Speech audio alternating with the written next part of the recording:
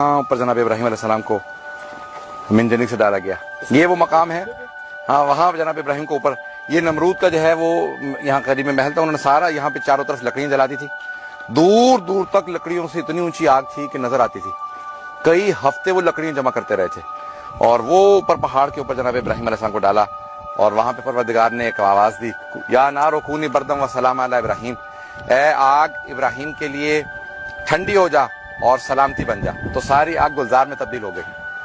اگر اللہ کہہ دیتا کہ یا نارو کونی بردن, اے آگ ٹھنڈی ہو جا, تو جناب ابراہیم فریز ہو جاتے, سرد ہو جاتے بالکل, لیکن اللہ نے کہا نہیں, ٹھنڈی بھی ہو جا اور سلامتی بن جا. آج تک یہاں درخت نہیں اگے, اور آج تک اس کے جو ہے یہاں پہ اگر دیکھیں تو سب چاروں طرف باغات ہیں, لیکن یہاں درخت نہیں اگتے.